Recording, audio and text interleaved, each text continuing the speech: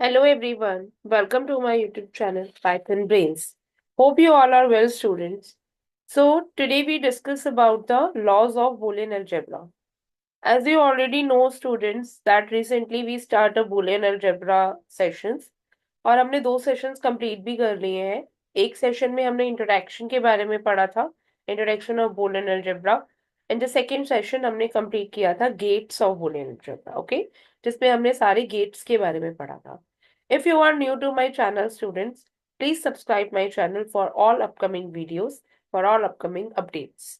So let's start our today's session, laws of Boolean algebra. Laws का मतलब यहाँ पर क्या है? There are some rules, there are some properties, okay? तो उन प्रॉपर्टीज के बेस पर हमारे पास क्वेश्चन आ जाता है sometimes. They just right the name in the question paper, कोई भी एक लॉ का नेम दे देंगे, उसको प्रूव करो, उसका एलएचएस आरएचएस प्रूव करो with the help of truth table, with the help of circuit diagram, और एक्सप्रेशन के बेस पर अकॉर्डिंग टू द प्रॉपर्टीज भी हम उसको प्रूव कर सकते हैं। सो किसी भी टाइप का क्वेश्चन आपके पास एग्जाम में इसमें से आ सकता है, बट उसके लिए आपको प्रॉपर्टीज और रूल्स पता होने चाहिए कि सारे लॉज क्या है। ओके, प्रूफ तो आप ट्रुथ टेबल की हेल्प से कर लोगे। लास्ट सेशन में हमने ट्रुथ टेबल बनाना सीखा था, गेट्स कैसे यूज करते हैं वो भी हमने सीखा था। तो हर प्रॉपर्टी का गेट भी आप बना सकते हो, सर्किट डायग्राम बना सकते हो, हर प्रॉपर्टी का आप ट्रुथ टेबल भी बना सकते हो। फर्स्ट आता है हमारा properties of 0 and 1। Properties of 0 and 1 किस तरीके से काम करता है? First one is 0 + x = x, right.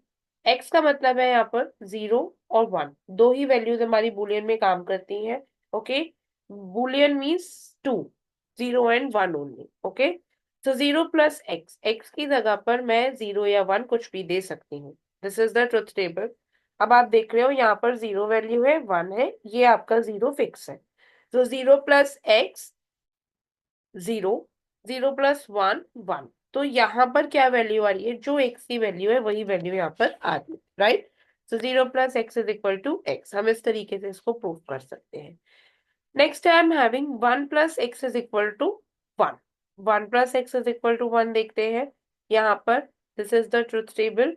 So x की वैल्यू अगेन 0 एंड 1। अब ये कह रहा है आप x की वैल्यू कुछ भी दीजिए, आंसर 1 आएगा। Let's check. 1 + 0 1, 1 + 1 1। Okay, next we are having 0 .x = 0। Dot multiply कह सकते हैं, एंड कह सकते हैं, राइट। यहाँ पर देखते हैं, वो कह रहा है आप x की वैल्यू कुछ भी दीजिए, आंसर आपका 0 आएगा। तो 0 वैल्यू दे रहे हैं, तो 0 × 0 0, 0 × 1, आंसर है 0। तो इस तरीके से आप ट्रुथ टेबल बना के उसको प्रूव कर सकते हैं। 1 .x = x, तो x की वैल्यू 0 या 1 हम कुछ भी देंगे, आंसर इज x। तो 1 × 0 0, 1 × 1 1। तो जो भी x की वैल्यू है वही सेम वैल्यू आपके रिजल्ट में भी आपको रिफ्लेक्ट करेगी। So this is the properties of 0 and 1 that we discuss in this first slide. Next we move to idempotence law. What? Okay, so x को अगर हम x से प्लस कर रहे हैं तो रिजल्ट हमारा x ही आ रहा है। ओके, नेक्स्ट रूल हमारा इसमें क्या कहता है? x को x से मल्टीप्लाई करिए, रिजल्ट x आएगा। Okay, let's check. 0 is x multiply by 0, answer is 0। So x multiplied by x, so answer is x. 1 multiplied by 1, answer is 1. So this is the way how this independence law work. तो अगर ये law आ जाता है exam में, suppose that describe करने के लिए आता है, या फिर आपको कहते हैं कि इसको प्रूफ करिए, या कहते हैं एलएचएस को आरएचएस के अकॉर्डिंग प्रूफ करिए, तो आप इस तरीके से कर सकते हैं। इसका आप सर्किट डायग्राम भी बना सकते हैं, ठीक है। तो इस तरीके से आप इसको सॉल्व इजीली कर पाएंगे, राइट। चलिए नेक्स्ट लॉ देखते हैं स्टूडेंट्स हम इसमें, कॉम्यूटेटिव लॉ। अब कॉम्यूटेटिव लॉ किस तरीके से वर्क करता है स्टूडेंट्स, मैं आपको इसमें सर्किट डायग्राम की हेल्प से भी बताऊंगी, और मैं आपको इसको टेबल की हेल्प से भी बताऊंगी। ओके, सो ये क्लियर हो जाएगा कि किस तरीके से हम करते हैं commutative law. This is the commutative law. Okay, जैसे हम मैथ्स में भी पढ़ते हैं, 2 की मल्टीप्लाई 4 से करें या फिर 4 की मल्टीप्लाई 2 से करें, एक ही बात है। ओके, सेम आंसर आएगा। प्लस में और मल्टीप्लाई के साथ ये काम करता है मैथ्स में, और यही दो चीजें हमें बूलियन अलजेब्रा में पढ़नी है, राइट। ऐसे ही 2+4 करें या 4+2 करें, answer is same. So same in this Boolean algebra. Okay, a multiplied by b equal to b multiplied by a plus b equal to b plus a, right. This is the way how the commutative law work. पहले तो इसके ये दो loss जो हमें discuss करने हैं. Okay, अब कैसे हम इसको सर्किट डायग्राम की हेल्प से बात करेंगे. ओके, ये देखते हैं. देखिए, ए और बी दो इनपुट्स हैं हमारे पास. तो ए और बी पे मैंने एंड गेट लगाया, तो मेरा आंसर आया ए बी. सेम है. अब मैं अगर इसको बी और ए कर देती हूँ तो answer is A B. Same gate सारे हैं. अगर मैं और गेट की हेल्प से करती हूँ a plus B, then also same. b plus A, then also same. It is equal. No change in that case. अब इसी केस को अगर हम ट्रुथ टेबल की हेल्प से बात करें, सो हमारी जो वैल्यूज है वो सेम आनी चाहिए. ओके, अगर ये लॉ ठीक है, हमने कहा a dot B B dot A के बराबर है. अगर ये बात सही है तो हमें इसे कैसे प्रूव करना है वो देखते हैं. ठीक है, वेरी सिंपल. देखिए, ए डॉट बी, यहाँ पर मैंने एंड गेट लगाया. एंड गेट लगाने पर ए बी की वैल्यू ये आ गई. ओके, एंड गेट हमारा हमें 1 कब देता है, when all values are 1. Okay, अगर एक भी 0 होता है तो वैल्यू 0 हो जाती है. सेम अब मैंने बी ए किया तो भी वैल्यू सेम आई, तो L H S R H S equal हो गई. सेम अब मैं इसको प्लस के केस में देखती हूँ. पहले मैंने और गेट लगाया a प्लस बी, फिर मैंने b प्लस ए किया. दोनों वैल्यू सेम है, राइट. तो this is the way how you can prove this LHS equal to RHS with the help of truth table or with the help of circuit diagram also. That's up to you. दोनों ही case हमारे ठीक है. Next we are having students complement law. Complement law क्या कहता है देखते हैं. Complement law कहता है अगर आपके पास कोई भी एक वैल्यू है 0 और उसका आप कॉम्प्लीमेंट लेकर 1, उसका कॉम्प्लीमेंट क्या होगा, इनवर्ट गेट, नॉट गेट, 1. इन दोनों को अगर आप प्लस करते हो तो आंसर हमेशा 1 आएगा. दूसरा केस कहता है कि अगर आपके पास कोई भी वैल्यू है 0, उसकी मल्टीप्लाई आप करते हो उसके कॉम्प्लीमेंट से तो आंसर 0 आएगा. मल्टीप्लाई के केस में 0 आएगा, प्लस के केस में 1 आएगा. Okay, let's check with the help of circuit diagram also and truth table also. देखो, अब मैंने a की वैल्यू ली, 0 ली, कॉम्प्लीमेंट 1 है, तो आंसर 0 आ गया. ये मैंने कौन सा केस लिया, ये वाला केस मैं आपको सॉल्व करके दिखा रही हूँ. ओके, 1 लिया, complement 0, answer is 0. Clear. Same तरीके से हम इसको भी ट्रुथ टेबल बना के सॉल्व कर सकते हैं. Okay, is it clear student? If you have any doubt please write it in the comment section. We are always ready to help you in this. Okay, और इसी को आप अगर सर्किट डायग्राम की हेल्प से करना चाहते हैं तो भी आप इजिली बना सकते हैं, right. So this is what dear, this is a complement law.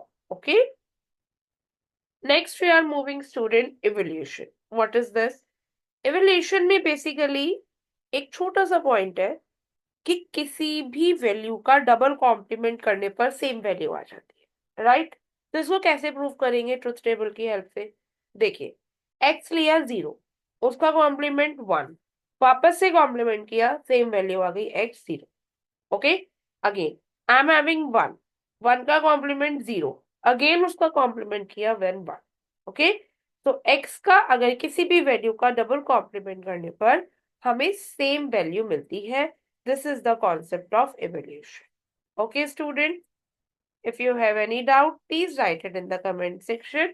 वैसे बहुत सिंपल कॉन्सेप्ट्स हैं, बस मेनली आपको ये वाली स्टेटमेंट्स याद रखनी है. ओके, ये वाली स्टेटमेंट्स आपको पता होंगी और ट्रुथ टेबल आपको बनानी आती है तो आप इजीली कर लोगे. अगर आपको ट्रुथ टेबल बनाने में कोई डाउट है, सो बूलियन अलजेब्रा का इंट्रोडक्शन वाला सेक्शन आप जरूर देखना स्टूडेंट्स. वहां से आप इजीली सीख जाओगे कि ट्रुथ टेबल कैसे बनती है. I will post the link of that section in the description of this video. Okay. Next I am having students associative law. Associative law आपका होता है ये. Okay. कि हमारे पास 3 वैल्यूज हैं, उन 3 वैल्यू के बेसिस पर हमें एलएचएस आरएचएस प्रूव करना है। ओके, एसोसिएटिव लॉ के स्टेटमेंट्स हमारे ये हैं, y प्लस जी करो और x में ऐड करो, या फिर x प्लस वाई करो और बाद में z में ऐड करो। तो answer is same. Same with the multiplication also and same with the addition also. इसमें आप टर्म्स यूज कर सकते हैं, same with the and gate also and same with the or gate also. Okay, so these two are the statements of associative law। अभी हमें इसे proof कैसे करना है और कैसे वर्क करना है वो देखते हैं। देखिए ये रहा, ठीक है। अब ध्यान से देखेंगे स्टूडेंट्स। सबसे पहले मैंने सर्किट डायग्राम की हेल्प से बनाया, ठीक है। पहले क्या था, एक्स और वाई के बीच में और गेट लगाया, ठीक है। और जो आंसर आया जेड के साथ और गेट लगाया, तो मेरा आंसर सर्किट डायग्राम कुछ इस तरीके से बना। अब मैंने पहले y और z के बीच में और गेट लगाया और फिर लास्ट में x के साथ उसको और गेट लगाया, तो दोनों मेरे सेम है, राइट। अब ट्रुथ टेबल की हेल्प से कर लेते हैं। ट्रुथ टेबल, 3 हमारे सेट ऑफ इनपुट है, 3 सेट ऑफ इनपुट का मतलब हुआ 8 केसेस, तो यहाँ पर 8 केसेस बने। 8 केसेस में ये वैल्यूज कैसे लिखते हैं ये भी मैंने आपको लास्ट वीडियो में डिस्कस किया था, एक बार फिर से बता देती हूँ स्टूडेंट्स। 8 केसेस में अगर आपको इजीली एक ट्रिक फॉलो करके वैल्यूज लिखनी है, तो आप देखिए, पहले आपने 8 केसेस में उसको 2 से डिवाइड किया, 4041, 2021, 1011। ओके, इस तरीके से आपने सेट ऑफ इनपुट्स बना लिया। अब सबसे पहले आता है आपका x प्लस वाई। आपने x प्लस वाई किया और गेट लगाया, फिर x प्लस वाई को आपने z के साथ और किया यहाँ पर, तो आपका ये आंसर आ गया। एक बार देख लीजिए, तीनों जीरो है, answer zero, zero plus zero zero, zero plus 1, X plus Y कर रहे हैं हम, zero plus zero zero, zero plus 1 1, zero plus 1 1, इस तरीके से आपकी वैल्यूज आ जाएंगी। फिर इसको आपको z के साथ करना है, तो आपका फाइनल आंसर ये आ गया। अब यहाँ करते हैं हम y प्लस जेड। तो पहले हमने y और z के बीच में और गेट लगाया, ये आंसर आया, और इन दोनों को फिर x के साथ किया, तो ये आंसर आया। अब आप देखिए कि ये वाला स्टेटमेंट आपका और ये वाला स्टेटमेंट दोनों बिल्कुल सेम है, तो हमने प्रूफ कर दिया LHS is equal to RHS with the help of circuit diagram also and with the help of truth table also. Okay students, same जो चीज है आपकी, मैं आपको बता देती हूँ स्टूडेंट्स, आप ट्राई करिएगा।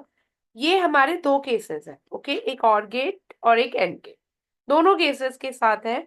मैंने एक केस के साथ आपको एक्सप्लेन कर दिया, सेकेंड वन भी हमारा सेम रहेगा। ओके, तो इजिली आप उसको कर सकते हैं। Next I am having students distributive law.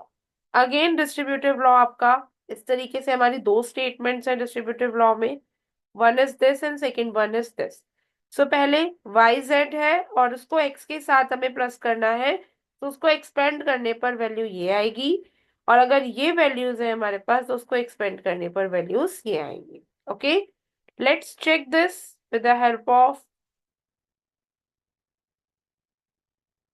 दोनों ही तरीके से यहाँ पर मैं आपको एक्सप्लेन कर रही हूँ स्टूडेंट, ध्यान से देखेंगे। ओके, देखिए, सबसे पहले ये वाला लॉ लेते हैं, फर्स्ट लॉ।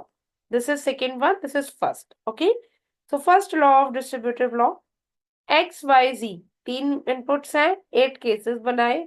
सबसे पहले y प्लस जी किया, ये रहा y प्लस जी। ओके, प्लस का मतलब और गेट, दोनों के बीच में और गेट लगाया, प्लस किया, ये वैल्यू आई।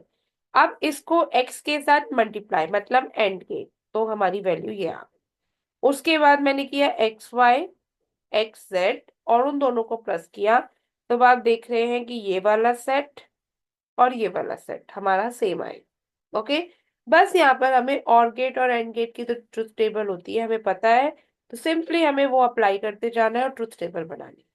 हमने लास्ट वीडियो में ये भी सीखा था कि कोई भी अगर बूलियन एक्सप्रेशन दी हुई है, उससे ट्रुथ टेबल कैसे बनाएंगे। ओके, तो वही हम यहाँ पर कर रहे हैं कि एक लॉ का एक स्टेटमेंट है, उससे हम ट्रुथ टेबल बना रहे हैं सिंपली। ठीक है, यहाँ पर भी हमारा इस तरीके से कॉन्सेप्ट है, ओके, कि x प्लस वाई जेड, तो पहले आपने वाई जेड निकाला, उसको x के साथ और गेट लगा दिया, तो ये आंसर आया।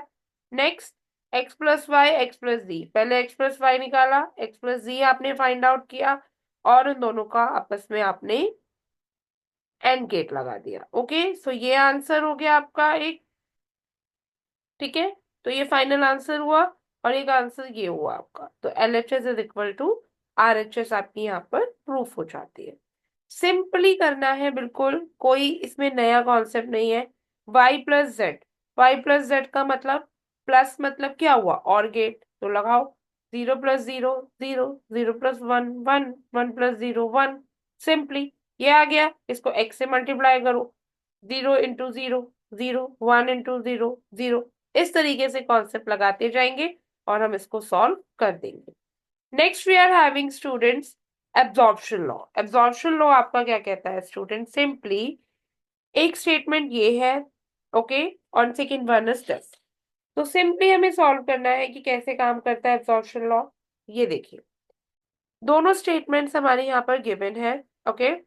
A+B को अगर A के साथ मैं यहाँ पर एंड गेट लगाती हूँ, सो आंसर A आएगा, ओके। आंसर क्या आएगा हमारा, A आएगा। देखते हैं। ठीक है, सबसे पहले A+B लगाया और A+B को A के साथ एंड गेट लगा दिया, मल्टीप्लाई कर दी। तो अब आप ये देख रहे हैं कि जो वैल्यू A की थी वही वैल्यू इसकी आई। This is first case of absorption law, okay. ये एब्जॉर्प्शन लॉ का फर्स्ट केस है। Second case multiply case, okay. ये और गेट हो गया आपका, यहाँ पे A और B दोनों के बीच में और गेट लगाया। और गेट लगाने के बाद आपने क्या किया, 0 0 0, 0 1 1, 1 0 1, 1 1 1 प्लस हो गया। इसको A से मल्टीप्लाई की तो ये आंसर आया, ओके। सेकेंड केस AB, चलिए करते हैं, 0 0 0 0 1 0 1 0 0 1 1 1। ठीक है, मल्टीप्लाई कर रहे हैं तो जहां पे भी 0 होगी 0 आ जाएगा स्टूडेंट्स, और उसको A के साथ मैंने प्लस करना है। तो अब आप यहाँ पे भी देख रहे हैं कि जो वैल्यू A की है वही सेम वैल्यू आपकी यहाँ पर इसकी आएगी।